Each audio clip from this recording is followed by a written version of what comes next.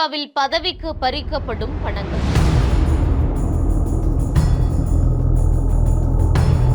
செயற்குழு உறுப்பினர் பதவிக்கு கேட்கப்படும் 40,000 ரூபாய். தொடரும் சிக்கல்.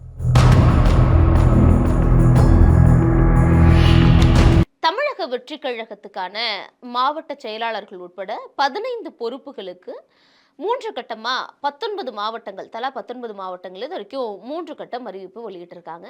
அது இல்லாம ஆதவ் அர்ஜுனா, அதிமுகல இருந்த நிர்மல்குமார்னு பலர் புதுவரவாவும் தாவேக்கல சேர்ந்துகிட்டு இருக்காங்க. இதெல்லாம் நடந்துகிட்டு இருக்கிறப்போ, இன்னொரு பக்கம் விஜய் மக்கள் இயக்கமா இருந்து ரசிகர் மன்றமா இருந்ததுல இருந்து இப்போ நாங்க கட்சியா உருவெடுத்த வரைக்கும் கூட நின்னுட்டு இருக்கோம். ஆனா கட்சியில இந்த மாதிரியான பிரச்சனைகள், குளறுபடிகள் இருக்குன்னு சிலர் ஆதங்கங்களை முன்வைக்கிறதும் நம்மளால பார்க்க முடியுது. நேற்று 3ஆம் கட்டமா 19 மாவட்டங்களுக்கான மாவட்ட பொறுப்பாளர்கள் நியமனம் அப்படிங்கிறது பனையூர்ல நடந்தது. நம்மளும் பனையூருக்கு நேர்லயே போயிருந்தோம். அப்போ சில நிர்வாகிகள் கிட்ட நம்ம பேசணும். எந்த மாவட்டம், என்ன பெயர்னு பெயர் குறிப்பிட விரும்பாத சிலர் கட்சியில நடக்கக்கூடிய விஷயங்களை இதெல்லாம் எப்படியாவது வெளிச்சத்துக்கு கொண்டு வாங்க, இதெல்லாம் விஜய் அவர்களுடைய காதுகளுக்கு போய் அவர் ஏதாவது நடவடிக்கை எடுக்கணும், இதெல்லாம் அவருக்கு தெரியுதாங்கிறதே தெரியல அப்படின்னு சொல்லி குமுறல்களை வெளிப்படுத்தினாங்க. இதெல்லாம் நாங்க எங்க பேரையோ எங்களுடைய மாவட்டத்தை நீங்க சொல்லிட்டீங்கன்னா கூட மாவட்டத்துல இவங்க தான் இருக்காங்கன்னு அவங்களால ஐடென்டிஃபை பண்ணிட முடியும், எங்களை சீக்கிரமா கண்டுபிடிச்சிருவாங்க, எதுவுமே வேண்டாம், நீங்க பொதுவா சொல்லுங்களேன் அப்படின்னு சொல்லி ஒரு சில விஷயங்களை நம்ம கிட்ட ஷேர் பண்ணியிருந்தாங்க. ஒவ்வொரு மாவட்டத்துக்கும் நம்ம முன்னாடியே சொன்ன மாதிரி 15 பொறுப்பாளர்களை நியமிக்கிறாங்க.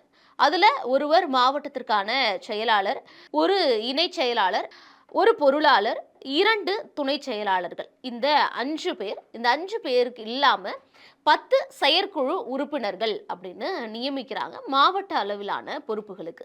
இந்த 15 பொறுப்புகளுக்கும் தான் 19 மாவட்டமா அனௌன்ஸ் பண்ணிக்கிட்டு இருக்காங்க. 3 கட்டம் இது வரைக்கும் முடிஞ்சிருக்கு. மொத்தமா தமிழக வெற்றி கழகம் அவங்களுக்கான கழக மாவட்டங்களா 120 மாவட்டங்களா பிரிச்சிருக்கிறாங்க.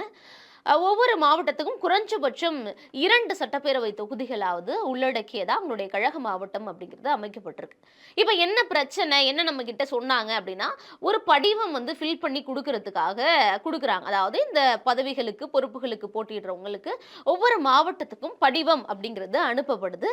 அந்த படிவமும் ஸ்கிரீன்ல வரும், உங்களால பார்க்க முடியும். இந்த படிவத்தில் என்னெல்லாம் கேட்கப்படுது அப்படின்னா, உங்களுடைய பெயர், கழக மாவட்டம், எந்த கழக மாவட்டம் நீங்க, உங்களுடைய ஆதார் எண் கேட்குறாங்க, அலைபேசி எண் கேட்குறாங்க, உங்களுடைய முகவரி, அப்புறம் ஐடி கார்டு கொடுத்துருப்பாங்க இல்லையா நீங்கள் கட்சியோட உறுப்பினர் அப்படிங்கிறதுக்கானது, அந்த ஐடி கார்டுடைய நம்பர் என்ன அப்படிங்கிறது கேட்குறாங்க. ஓட்டர் ஐடியோட நம்பர் கேட்குறாங்க. அது இல்லாமல் ஆதார் எண் இதெல்லாம் கேட்டதுக்கு பிறகு உங்களுடைய டிடி எண் அப்படின்னு ஒன்று கீழே கொடுக்குறாங்க. அந்த டிடி எண் அப்படிங்கிறது ஒவ்வொருத்தவங்களுக்கும் கொடுக்கப்படுமா. அந்த டிடியை போய் காசு கட்டி வாங்கிட்டு கொடுக்கணும் அப்படிங்கிறது சொல்கிறாங்க. இந்த டிடி எண், இந்த டிடியில் நம்ம கட்டப்படுற காசு அப்படிங்கிறது இதுதான் அந்த 40,000 ரூபாயா அப்படின்னு கேட்டால் கிடையாது. இது அஃபீஷியலாகவே கட்சியிலேருந்து அனௌன்ஸ் பண்ணியிருக்கக்கூடிய ஒரு தொகை. அது ரொம்பவே மினிமமான ஒரு அமௌண்ட் தான் அப்படின்னு சொல்கிறாங்க. எவ்வளவு அப்படிங்கிறத நம்ம கிட்ட சொல்லலை, ரொம்ப கம்மி தான், அது ரொம்ப அதிகம்லாம் கிடையாது, 500 1000 அப்படிங்கிற மாதிரி தான் இருக்கும் அப்படின்னு சொல்கிறாங்க. அது தலைவருக்கு ஒன்றும், இணை செயலாளர், துணை செயலாளர், செயற்குழு உறுப்பினர்கள்னு ஒவ்வொருத்தவங்களுக்கும் ஒவ்வொரு அமௌண்ட் கொடுக்குறாங்க. அந்த டிடிஎன் அதை கட்டி கொண்டு போய் வாங்கிட்டு கொடுத்து நம்ம பதவி இருக்கிறப்ப அதை கொண்டு போய் கொடுக்கணும் அப்படிங்கிறது விஷயமா இருக்கு.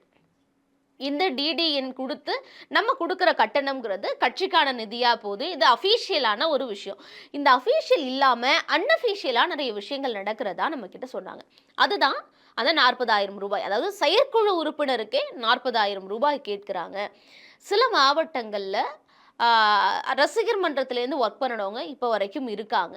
அவங்கள மாவட்ட செயலாளராக இருக்கணும் அப்படின்னு ஆசைப்படுறாங்க. ஆனால் அவங்கள மாவட்ட செயலாளராக போட மாட்டேங்கிறாங்க.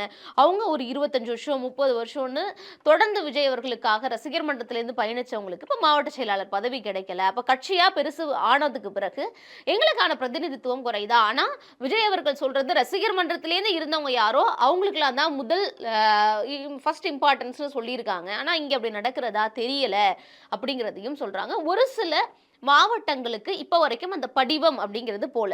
எல்லா மாவட்டங்களுக்குமே அந்த படிவம் போகுது. அந்த படிவம் அந்த மாவட்ட செயலாளர் அப்படின்னு ஃபர்ஸ்ட்ல ஒரு பொசிஷன் தேர்வு செய்கிறாங்க இல்லையா, அந்த மாவட்ட செயலாளருக்கு தான் அனுப்பி வைக்கப்படுது. ஏன்னா அவங்களுக்கு தெரியுது இந்தந்த மாவட்டங்களில் இவங்க கூட ஒர்க் பண்ணியிருக்காங்கன்னு. அந்த ஹை லெவலில் இருக்கவங்களுக்கு தெரியுது. அந்த படிவம் அவங்களுக்கு போகுது. அவங்களுக்கு கீழே அந்த 14 பேரையும் தேர்வு செய்கிறதுங்கிறது அந்த மாவட்ட செயலாளருடைய பொறுப்பு. அந்த 14 பேரையும் ஸ்ட்ரைட்டா கழகத்திலேருந்து தலைமையிலேருந்து தேர்ந்தெடுக்க மாட்டாங்க. மாவட்ட செயலாளர் மட்டும் தான் தலைமை தேர்ந்தெடுக்கிறது. அவங்களுக்கு கீழ இருக்க 14 பேரையும் வந்து மாவட்ட செயலாளர் தான் வந்து தேர்ந்தெடுக்கிறாரு.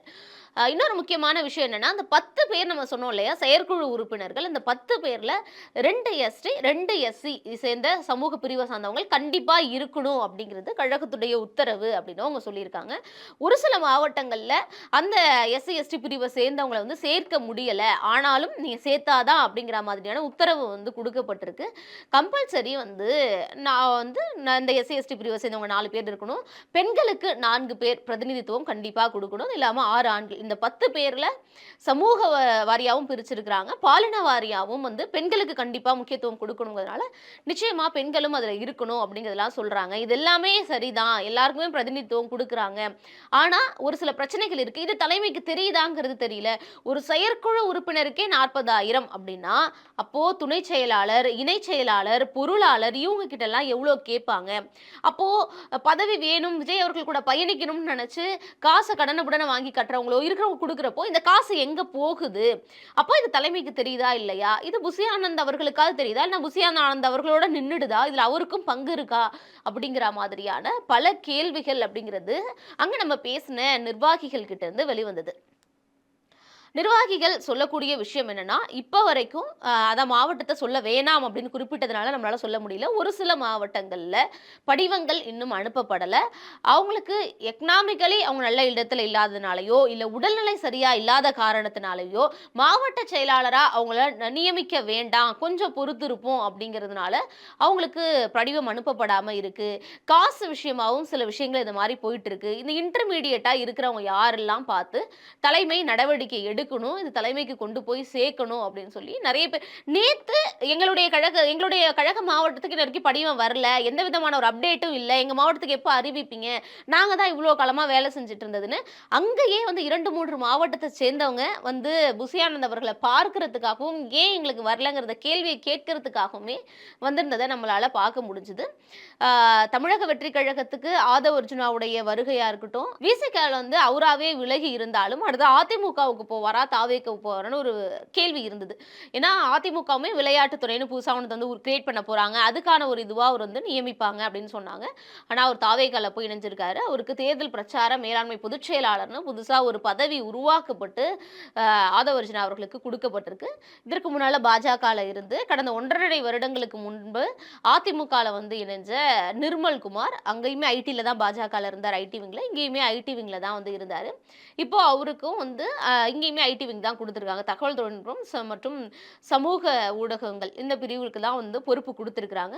இதற்கு முன்னாடியே பல தேர்தல்கள பார்த்து அதுல வியூகம் வகுத்த ஆதவ் அர்ஜுனாவுடைய உதவி எந்த அளவுக்கு தாவேக்காக்கு பயன்பட போது, சமூக ஊடகங்கள் ரீதியா கட்சிய கொண்டு போய் பாஜகவுக்கும், அதிமுகவுக்கும் மக்கள் மத்தியில சேர்த்த நிர்மல்குமார் மாதிரியான அனுபவம் வாய்ந்தவர்களுடைய ஹெல்ப் எல்லாம் தாவேக்கு எந்த அளவுக்கு வந்து உத்வேகமா இருக்கும் அப்படிங்கிறதெல்லாம் புரிஞ்சிருந்தாலும், இத்தனை ஆண்டுகளாக ரசிகர் மன்றத்திலேருந்து இருந்தவங்களுக்கு ஒரு மாவட்ட செயலாளர் பதவி குடுக்கறதுக்கே இப்போ வரைக்கும் பல பிரச்சனைகள் இருக்கு.